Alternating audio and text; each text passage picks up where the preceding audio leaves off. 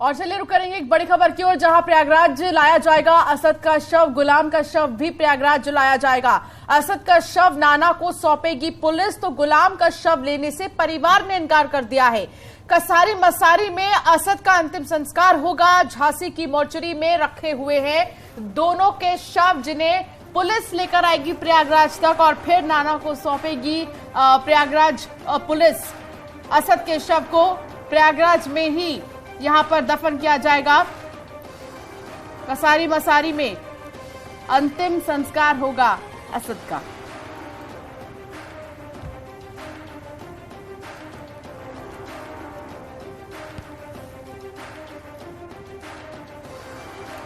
तो असद का शव नाना को सौंपेगी पुलिस और प्रयागराज लाया जाएगा असद और गुलाम का शव।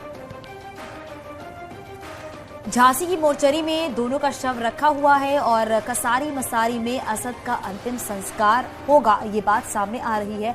हालांकि पहले असद के नाना और मौसा झांसी के लिए रवाना हो रहे थे, लेकिन प्रयागराज पुलिस ने उन्हें कहा कि वो वहां पर जाने की कोशिश ना करें और असद के नाना और मौसा को इस बात का डर भी सता रहा है कहीं इस केस में उनसे पूछताछ ना हो जाए।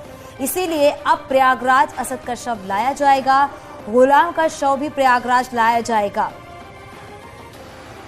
और हमारे सहयोगी अमित हमारे साथ जुड़ गए। अमित, अभी क्या अपडेट है आपके पास? देखिए चांदनी जी, मैं आपको बताना चाहूंगा इस वक्त न्यूज 18 की एक टीम जो है इस टाइम धूमनगंज थाने में, क्योंकि जो कल पूछताछ का एक लंबा दौर चला उस पर हॉल्ट हुआ और सुबह फिर एक बार फिर से स्टार्ट हुआ। लगभग 11 बजे के आसपास एसीपी की एक टीम और उसके बाद एडिशनल थाने की एक जो टीम है, ये दो जीप्स आप देख सकते हैं। मैं अपने कैमरामैन अनिल से कहूंगा थोड़ा पैन करें, क्योंकि इसके आगे ऑब्स्ट्रक्ट लगाए देखिए पुलिस के और पीएससी के जवान लगा दिए गए यहाँ, और पीएससी हम डिप्लॉय कर दी गई क्षेत्र में। पुलिस के बाद सुरक्षा नहीं दी गई है, ये सब पीएससी के जवान लगाए गए, ताकि फिर भी हम कोशिश करते हैं कि थोड़ा आगे तक जाने की कोशिश करें, जहां तक हमारी सीमाएं उनको क्रॉस नहीं करना चाहेंगे। ये दो व्हीकल्स खड़े हैं, इसमें एसीपी एनएन सिंह पहुंचे 11 बजे और उसके बाद 11:15 के आसपास एक व्हीकल और आया था। ऐसा माना जा रहा है कि पूछताछ चलेगी। ठीक है, इस बीच अमित वापस से आपके पास आएंगे, जानकारी लेंगे, लेकिन बता दें कि असद का शव नाना को सौंपेगी पुलिस और पुलिस जो है वो लेकर आएगी प्रयागराज। तो बड़ी बात तो ये है कि अभी मौजूदा समय में नाना और मौसा डॉक्टर उस्मान दोनों ही पुलिस के सामने आने से अभी बच रहे हैं। अभी कसारी मसारी जो कब्रिस्तान है वहां पर असद की कब्र जो है वो बनकर तैयार हो गई है, लगातार काम चल रहा है। सर्वेश हमारे साथ जुड़ गए हैं कसारी मसारी कब्रिस्तान से। सर्वेश, वहां पर काम कितना पूरा हुआ है? क्योंकि लगभग 3 घंटे और बता रहे थे कुछ देर पहले वहां के लोग, लेकिन क्या काम अब अपना अंतिम रूप ले रहा है?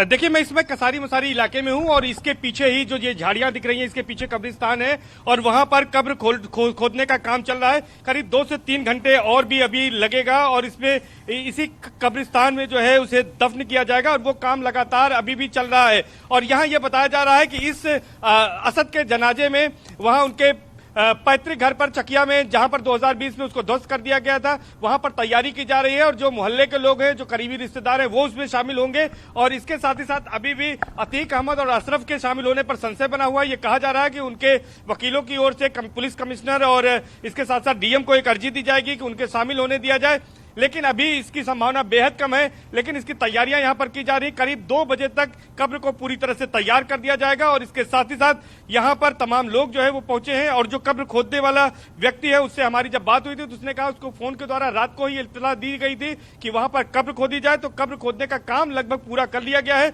और जल्द ही जो है 2 बजे तक इस कब्र को पूरी तरह से खोदा जाएगा और इसके साथ ही साथ यहीं पर उसको सुपुर्द खाक किया जाएगा। सबसे बड़ी बात है कि अतीक अहमद के पिता हाजी फिरोज अहमद को भी यहीं पर सुपुर्द खाक किया गया था, इसके साथ साथ अतीक अहमद की मां को भी। तो ये इनका पुश्तैनी यहाँ पर कसारी मसारी इलाके में यहाँ इनका पुश्तैनी कब्रिस्तान है, जहां पर इनके परिवार के लोगों में अगर कोई मिट्टी होती है तो उन्हें यहाँ पर सुपुर्द खाक किया जाता है। तो उसी परंपरा का पालन करते हुए यहाँ पर सुपुर्द खाक किया जाएगा। लेकिन ये सिर्फ सुपुर्द खाक की बात नहीं है, दरअसल ये उस आतंक का अंत है। उस आतंक को यहाँ पर सुपुर्द खाक किया जा रहा है जो आतंक यहाँ पिछले 30-40 सालों से अतीक अहमद के गैंग का था। यानी कि योगी सरकार ने कहा था कि माफिया को मिट्टी में मिला देंगे, तो मिट्टी में मिलाने की जो कार्रवाई है ये इसको पूरा प्रदेश देख रहा है कि किस तरह से माफिया आज मिट्टी में मिल रहा है। तो ये सिर्फ मिट्टी में मिलने की बात नहीं है असद की, बल्कि ये पूरा जो साम्राज्य था माफिया का, अतीक अहमद का, वो पूरा साम्राज्य यहाँ पर आज मिट्टी में मिल रहा है। 2005 में 25 जनवरी 2005 को जिस तरह से बेखौफ होकर